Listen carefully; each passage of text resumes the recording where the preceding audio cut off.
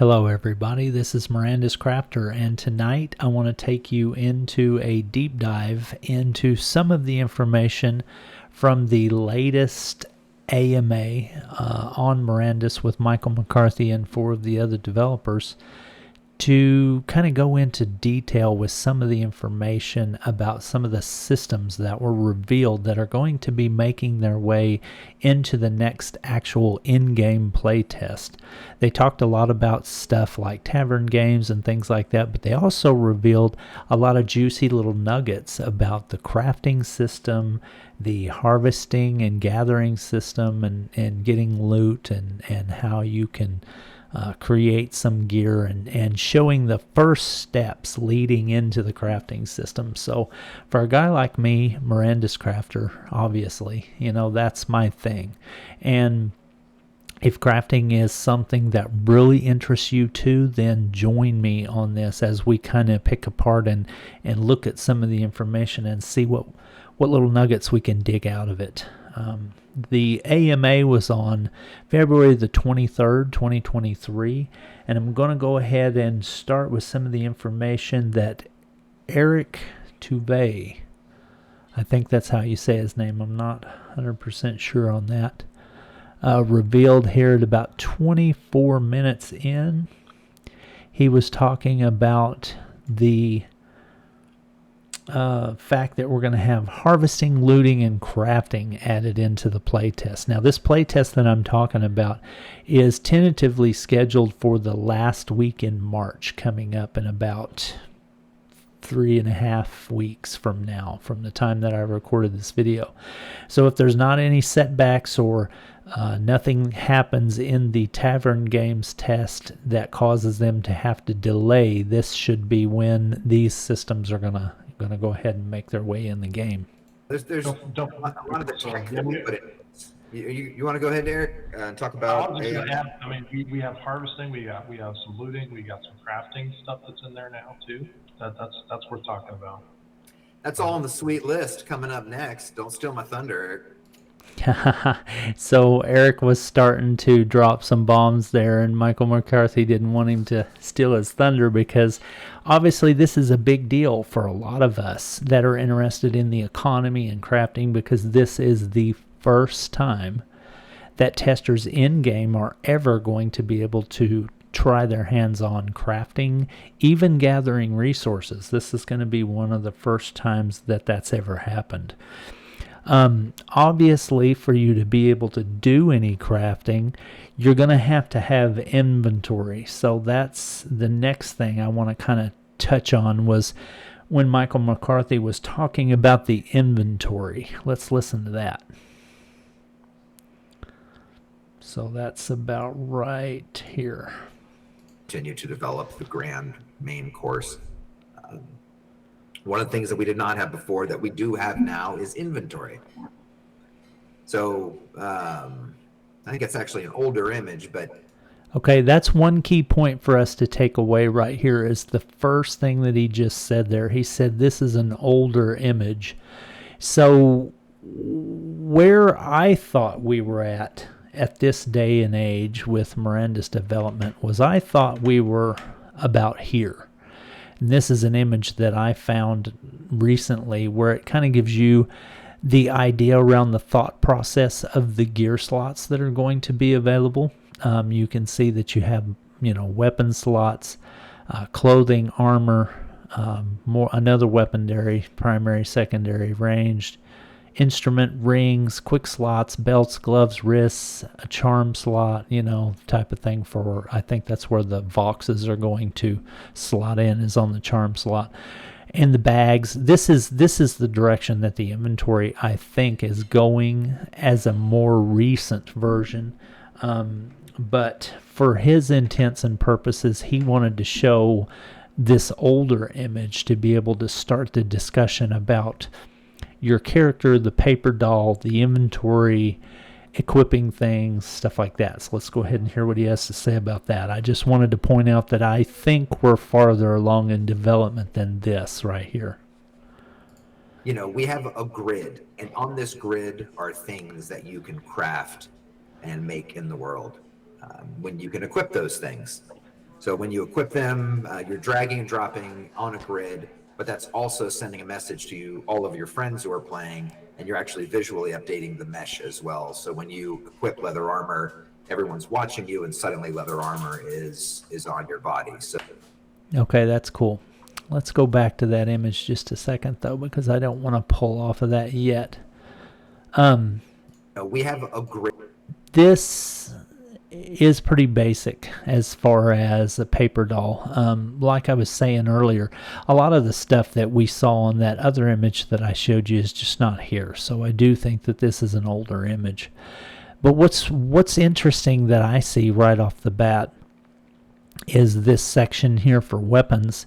It shows that you can have multiple weapons equipped at one time. So that's kind of cool, because what that obviously leads me to believe is that, possibly have a main hand and an offhand and a ranged, or could you possibly just have 3 different types of melee weapons, like a hammer, an axe, and a sword, and based on what kind of mobs you were fighting, you may want to switch up your damage type, like crushing or slashing or piercing. I don't know, or whether that's just designed to give you choice, to where you can hot swap between different weapons during combat. That's cool, though. I like that. I've often not really been a fan of games that only let you equip one weapon at a time. I like to have, multiple choices to hot swap between battles so that I could go ranged and then swap to melee when the enemies close. That's kind of functionality that I like in games, and it looks like that's the direction they're heading. I hate to have to drop out of combat, go into my inventory, drag a weapon over to the slot and equip it, type of thing. That's really cumbersome and just not a good quality of life for things like that.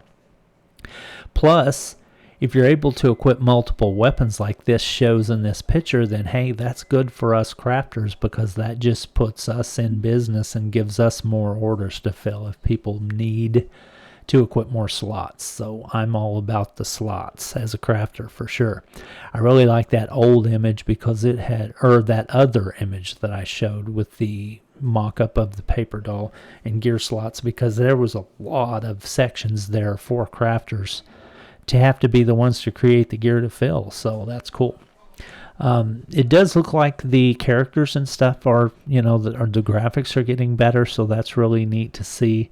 He did say that things were, when you changed your armor and weapons in game, the actual representation would change in game. So they're definitely making progress on the server calls and stuff for that.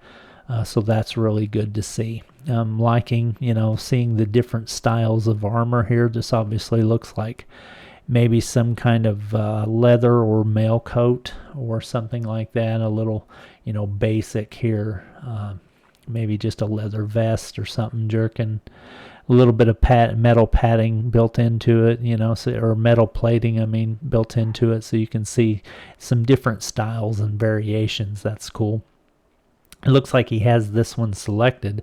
So down here in the item name, we're seeing, that it relates to stats. So whatever this leather breastplate of valor, whatever it is, it has 25% to one item stat and 15% to another item stat. So that leads me to believe that some of these items can have multiple stat boosts attached to them. So as a crafter, that's really cool if I'm able to affect the chance of these things being applied to the item when I'm crafting. That's going to be really cool, and I like the looks of that.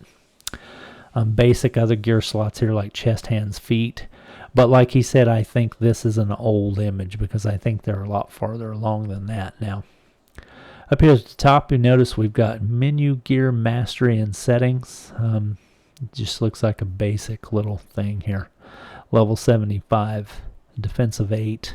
Yeah, I don't know how that really plays into stuff, but I think it's all going to be so up in the air and change so much that none of this type of stuff is really going to matter at this point. It's just neat to see some of the direction and the ideas that they're having.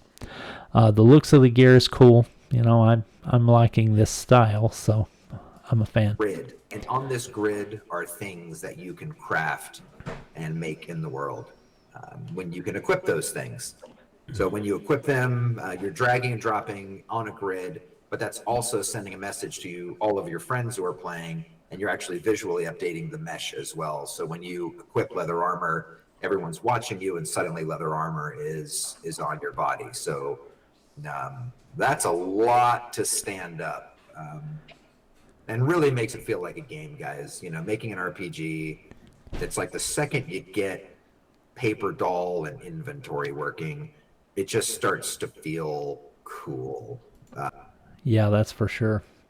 Okay, so let's go on down to the next topic that I was wanting to kind of discuss, and that's going to be harvesting. So that comes in right about here.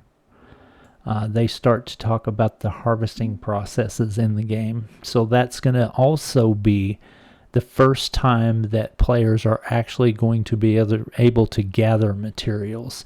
I wouldn't really put a lot of stock into some of the names of these items like pine, flax. Yes, that'll probably be the names of some of the resources that we can gather, but it's all going to change so much between now and then that, you know, you really can't make a definitive list about any of that. But the processes of the harvesting is what I think is good to see and see where they're at in development. Of harvestables. So harvestables is something that we didn't have previously, and I think we've got a little bit of a thing of that. Nice looking wheat. There's things in the world that you are going to want and need Calling to it flax. collect to survive and to craft in better and better gear and equipment. So here we're showing pine, we're showing flax, wheat. You'll be able to collect that stuff. That'll be in your inventory, and you will be able to craft that into superior things. One thing that is not in the demo, which just is going to take another few more months to really get right, is state changes for these objects. So you'll notice that you can get kind of pine or flax or wheat infinitely. You know, there's a little bit of a harvest pause there and some audio and stuff, but it's not going to go away. And that's something we really want to get to next. And in the next demo, you'll be seeing that because that creates a lot more scarcity in the environment. But yeah, you can walk around and you can get stuff, and you'll need that stuff. That's cool. So harvesting is pretty much at a rough state right now, but where they're at is cool because when we get in game in the test and actually start to make things, we'll be able to go get the basic requirements, it looks like. He said the state changes are not in yet, and what that's meaning is, like, if I chop a tree down, the tree actually falls and disappears. And then after some amount of time, the tree regrows. Same thing with gatherables like flax, wheat, grasses, fibers, whatever. As you pick them, they will go away. Then they will regrow. Nothing has been said, as far as I know, about whether the resource nodes will be static or random. So I really don't know what to say about that because that was not mentioned. But maybe when we get in test, we'll be able to kind of get a feel for that and kind of see if we gather a tree and then it never respawns in that spot, then maybe that's an indicator that they're thinking about making the nodes random and not static, which is what I would prefer, honestly. I would rather see resource nodes that are randomly spawned and not static, because when the resource nodes spawn in the same locations every single time, you know what you end up with. You end up with bot farms that do nothing but run around and run resource gathering loops and take all the best materials, and they're there they've got them timed out to where they're there 2 seconds before it appears, and then poof, they're off to the next one. I don't want to see that, because as a crafter or somebody who spends a lot of time resource gathering in game, I want it to be fair. That's my thing, is I like fairness in these type of games, and I want to have just as much of a chance as everybody else of getting the good stuff, but I don't want bot farms to monopolize on gathering all the resources to where the rest of us just don't have a chance. Anyway, so that was pretty much it for harvesting. It leads into a talk about crafting, and we'll go right into that. And you'll need that stuff because now we have crafting. We now have crafting, guys. You can walk up to some of our little 5x5 stands. Okay, so as you see, he's putting inventory into the thread recipe to actually be able to make whatever it is he's trying to make, linen thread. I saw the state change on that 6 of 1 flax go up. So I don't know if you're able to actually take your inventory and put it in the crafting stand to be able to do those things. It's a clothery, so obviously a weaver type character or whatever will be making linen thread. It looks like you'll need those as a base component to be able to go up to the actual item that its components are built for, like elf padded armor, padded gloves, padded boots. So that's cool. We're starting to get a basic look at the recipes and the thought process behind it. I imagine as we go on up the complexity, we'll start to see more components necessary per recipe. This is a recipe for linen thread. I mean, obviously we'll see graphics and all that kind of stuff later on down the road, but this is just, the thought process behind the initial crafting work. Intense. And okay, there we go. See how there's more required. You can upgrade your armor. You can upgrade, Okay, here's an archery stand, a crafting station, short bow, long bow, champion bow. So obviously they have, they've got some more graphics on this one, but they've got a tier level. Basically what I'm meaning is as the complexity goes up, the quality of the item gets better. Also, we can see at the archery stand, we're able to make bows and arrows there. So I was kind of wondering about that in the past. Would that be a woodworking stand type thing to where arrows were made and then maybe bows were made at the archery stand? But it looks like at this point in the game, you can see the arrows and the bows in the graphic. That's pretty cool that they're looking at putting those both on the archery stand. So that will more than likely be the green cloak character. Because they are the carpenter of the realm. So they'll probably be the ones that'll be making the most use of this type of station. Get a superior bow.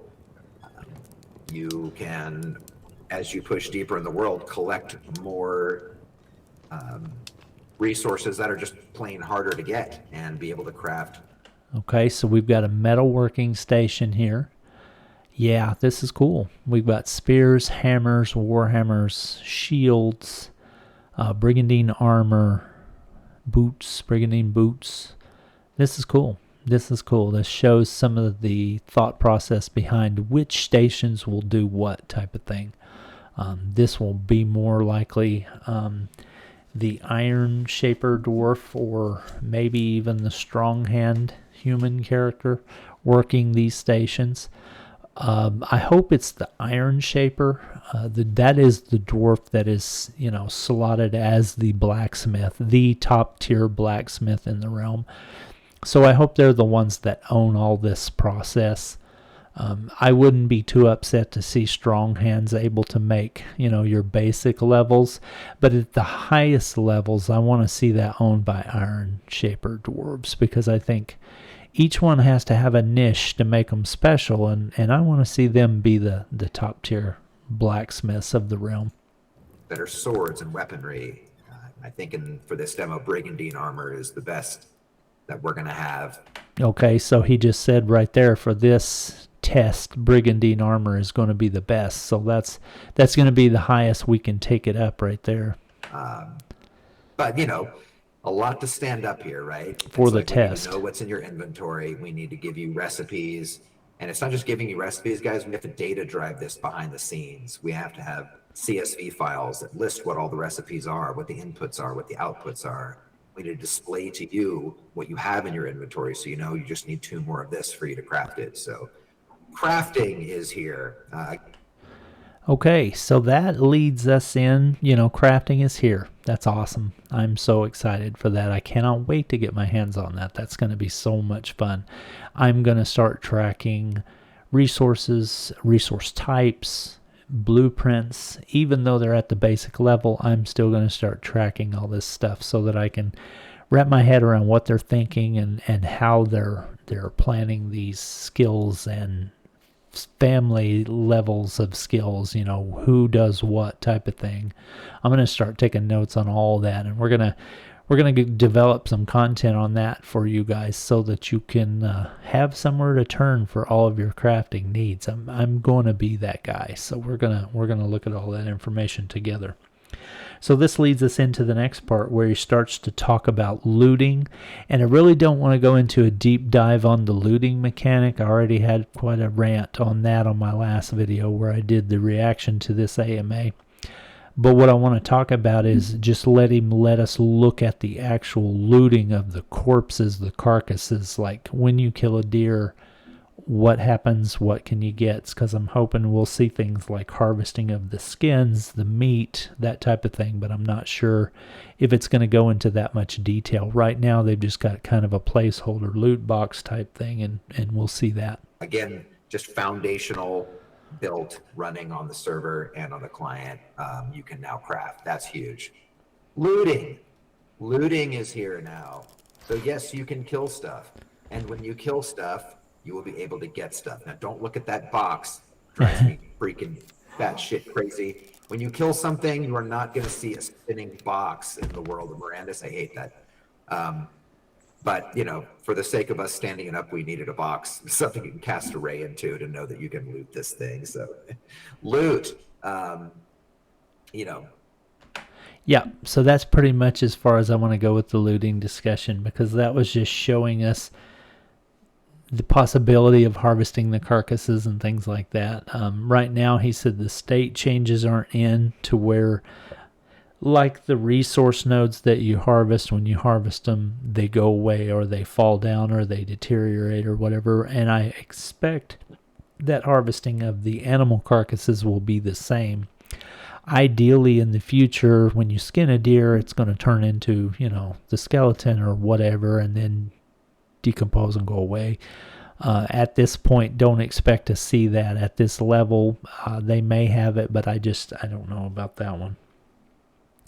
Okay, so now the next thing that you kind of want to talk about when you're talking about all this crafting, all this harvesting, and the work involved to do that, we're going to let Dawn talk to us about energy and how that's going to work in regards to harvesting, crafting.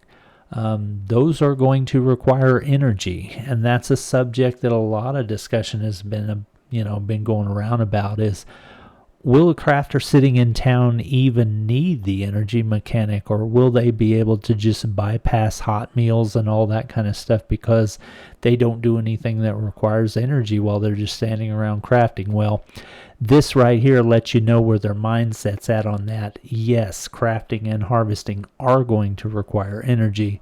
How that will affect the crafter at this point, I don't really know, but let's hear what Don has to say about it. Adventure as much as possible. And no adventuring can be an endless run into the unknown. We don't want you going out there, forever without any sort of limitations. So energy in Mirandus can be thought of as your character's sort of gas tank. And harvesting, attacking, sprinting, even crafting will use up that gas.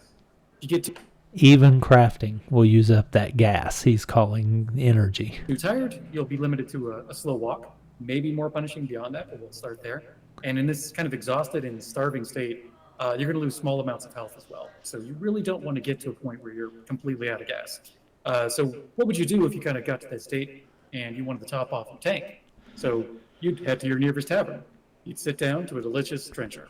Any kind of hot meal in town is going to greatly recover your energy. We really want people to kind of get in that loop of going out, doing your adventure, coming back, having a meal, crafting, camaraderie, all that fun stuff. Okay, so I don't really expect that standing at a weaver bench making cloth is going to cause you to need to run out and have a hot meal right afterwards. But I do think that if you're going to be doing a lot of crafting, you may want to go ahead and hit up the inn and have a hot meal before you start, because the hours and hours of energy sustenance that will provide will probably be all you need to get you through your crafting run.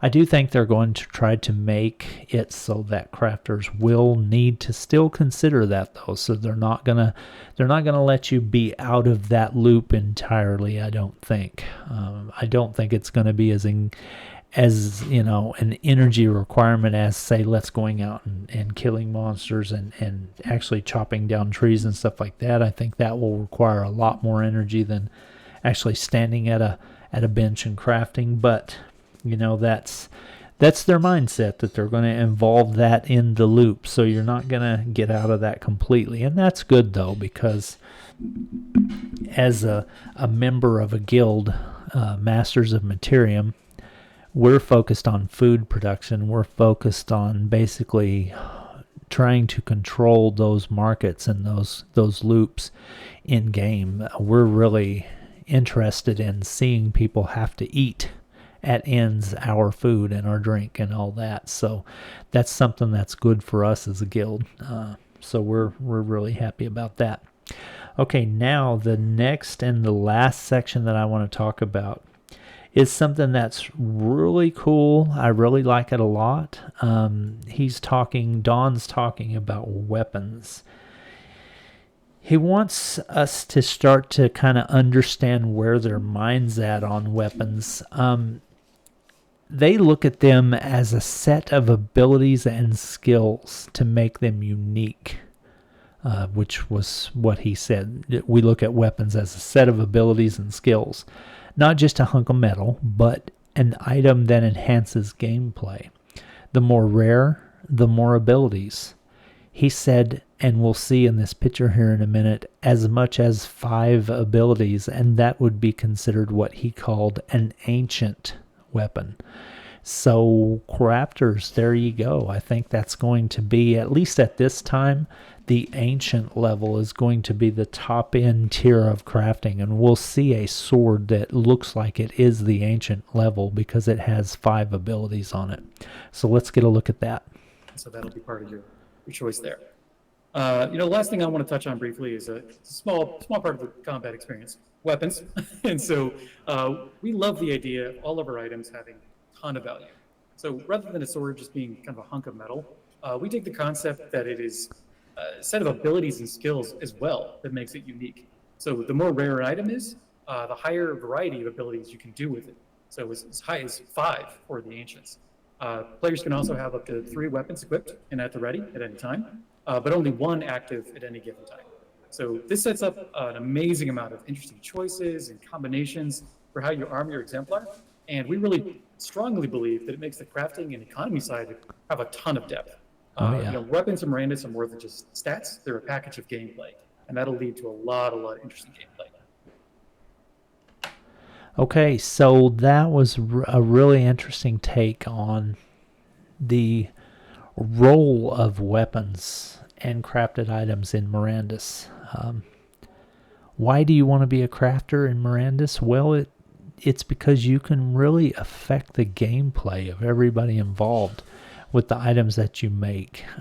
It's really fulfilling to be able to make items like this sword. I mean, look at this sword right here. It is what he called an ancient level sword because it had 1, 2, 3, 4, 5 abilities. He said up to ancient level. So maybe this is an ancient, maybe this is a legendary, maybe this is an epic, and then below this might be a common. But yeah, that's really interesting because with the ancient sword, you've got like a pokey pokey or a slashy slashy, a cleave. Who knows what the abilities are. But just the ability to have all those different functions on the weapon itself is really neat because you can see down here their mindset is left mouse click does this, right mouse click does that, Q, E, R. It's kind of different from most games because most games would have you load up a hotbar with skills that you could perform, but maybe in this game it's going to be a little different because based on the quality of the item depends how many different skill type attacks you can do. That's interesting. I really find that interesting, and I can't wait to see if they're able to work this out a little better. like this. I like where they're headed with this. Something else you got to kind of keep in mind is that we're talking about blockchain gaming here. So all of these items are going to be NFTs. The player owns them, so they can't really take it away. And the item abilities that are locked into the item go with the NFT. So when it's crafted, it's crafted. This is what it's going to be. It's going to be a legendary sword with these 5 abilities. That maybe is why they're going with this mindset of left click does this, right click does this, QER, instead of maybe a hotbar skill mechanic, because the skills are more dependent upon the item because they have to be locked into the NFT. I don't know. I'm kind of theory crafting here on why maybe they're looking at going at this route. I don't really know, but I do like it. The only thing that I have a question about though is upgrading. How is upgrading going to work? I really don't know. Because let's say that you have this item right here. Let's say this is an ancient sword, okay? Let's say this is a legendary hammer. It has 3 abilities, and that's what sets its rarity level at legendary, based on whether it was just a random proc chance when it was crafted to be that skill level, or whether it was due to the types of items that were used in the crafting, the types of components or whatever. Maybe there was a lot rarer materials in this sword right here used than there was in this hammer, and that's maybe what caused its rarity level to be so much higher in the sword than was in the hammer. But where I was kind of going with that was upgrading. That's going to be an interesting concept, because if an item is an NFT and the item is locked into what it was crafted as when it was crafted, do you have the ability to go back and actually upgrade a weapon like you do in a lot of different games, where you may do some enchanting or some, things like that? Will we have the ability to do that, or will we just need to acquire a different weapon?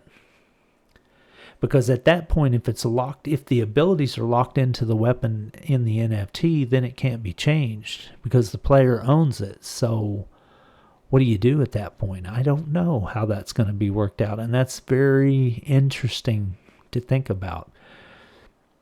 If it's a situation where the item abilities are locked into the NFT and it can't be upgraded and enhanced, then maybe that gives the crafter or someone who's working towards providing items for the economy a little bit of a boost, because then that means that there's going to be more of a need for their product, because people are going to be wanting items at various different rarities as they advance, and as they grow stronger, they're going to want to move up and acquire different items.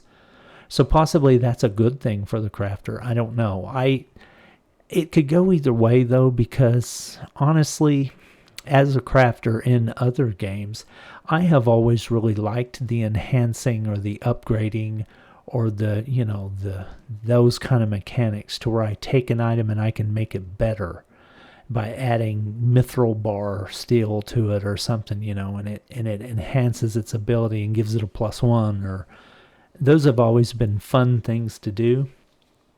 But in this game with blockchain gaming, it's going to be such a different experience. So working the economy and being a crafter and having orders to fill and stuff is going to be a different experience this time around. And I'm really anxious to see how that's going to work out.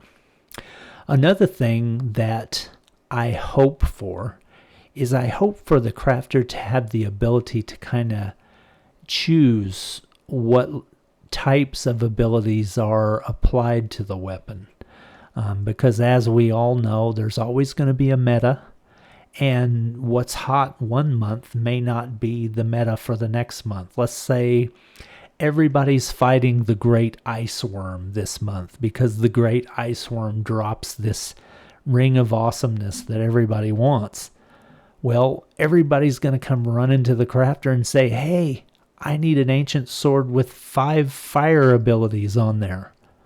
Obviously something that would hurt an ice worm a lot more, so that may be the meta for the month. If a crafter has the ability to actually pick and choose what these skills are on the item at time of crafting, that's going to be optimal in my opinion, because that will give the crafter more flexibility as far as, sticking to the meta for the time frame that they're in. If this is all random, then, that's good, but I would much rather have the flexibility of being able to choose what the customer wants or what I am trying to achieve when I'm crafting. I have no clue what these skills are, but let's just say that this is a fire one and this is a fire one and this blue represents an ice ability and maybe this green one represents some kind of poison ability. I don't know. This is just guessing here, but that's kind of interesting to see, is whether or not the crafter can actually choose the abilities that go on the weapon. Let's say I craft a weapon and it procs at the ancient level, and then it says, all right, now go ahead and decide which abilities this weapon will have. That will be super sweet. And I'm really hoping that that's the case, because for the crafters that are paying attention to the market and the crafters that are paying attention to what their customers want, those are going to be the crafters that can actually make the types of items that are going to be in the highest demand, because they're going to be scratching that itch for that raider that needs that certain thing, sort of awesomeness with five fire abilities, type of thing or whatever. But anyway, that's a lot to infer from this. It's amazing how much nonsense I can come up with just one picture and assume a lot of stuff, but that's what I'm doing here. I'm assuming. So yeah, we'll see. But this is really cool because this gives us a look at the rarities and how that's going to play out. So that's, pretty much all I had to go on for this video. Because the information is kind of light. We haven't even got to touch it yet. So like I said, I'm doing a lot of inferring and a lot of hoping and a lot of wishing. But if you've enjoyed this journey with me, then be sure to think about maybe subscribing, help a small YouTuber out, and subscribe to my content, because I plan on bringing you crafting related and Mirandus related content. Specifically, that is my focus on this channel. I used to do other content, but now I'm laser focused on Mirandus, because this is the next wave of the future right here. Blockchain gaming is going to be the thing that changes the industry, and I want you to join in on this adventure with me. So by all means, please subscribe. Leave your comments for me to let me know how I can improve or how I can get better, or what you disagree with that I've said, or what maybe you do agree with. Let's talk about it, because we can only learn from each other and grow if we talk about these things. So anyway, that's it for me tonight, Mirandus Crafter. Also, I wanted to go ahead and give a shout out to my guild. I'm part of the Masters of Materium. We are poised to be the guild in Mirandus. We own quite a bit of the assets in the game already.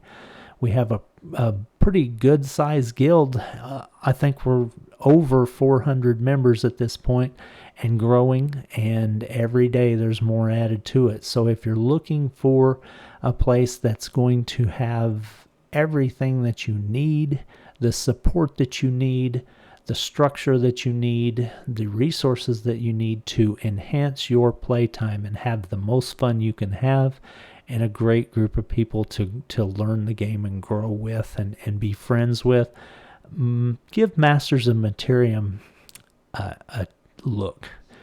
We're go by M.O.M for short, and it's a great guild, and you could not go wrong by joining that guild, that's for sure. I'm in it and I'm loving it, so I can only give it a big thumbs up. I'll have a link in the description to the Discord, the website, and the YouTube channel for Masters of Materium, so be sure and check that out. And like always, this is Mirandus Crafter, and I appreciate your time that you've shared with me. Thank you.